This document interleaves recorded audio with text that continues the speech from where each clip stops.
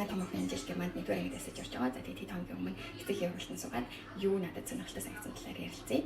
За эхний сонирхолтой болон бас их зөв гэж бодсон зүйл нь ангийн багш нь хичээл ороод эхний үед тоо үсэг шууд заагаад явах нь тийм чухал биш. Харин оронд нь хүүхдүүдэд шинэ орчиндөө тасах, багштай болон ангийнхандаа итгэх, өөрийгөө аюулгүй болон тайвнаар мэдрэх мэдрэмжийг олох тасан зохицох хугацааг өгөхийг нь чухал гэж хэлсэн.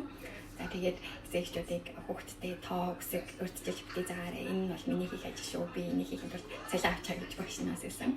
За тэгээд манай сонгож орж байгаа сургуулийн нэг одоо өөр байдал нь болохоор нийгмийн харилцаанд суралцах чадварт их анхаардаг гэж хэлсэн. За энэ нь юу вэ гэхээр бусдыг хүндлэх, өөрийнхөө мэдрэмжийг зөв илэрхийлэх, ямар нэгэн асуудал гарвал түүний тайвнаар ярилцаж шийдэх чадварт суралцах гэх мэт.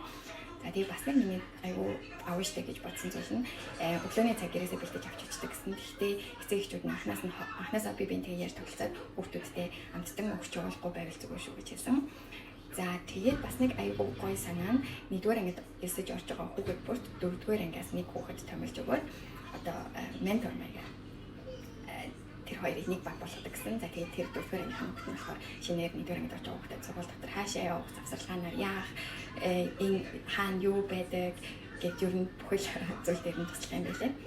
За миний анхны сэтгэл юм байна. Та нар хэрвээ бас команд авдирдаг бол Монголынхтай харьцуулахад сургууль ямар өөр байсныг комент секторт дээрээ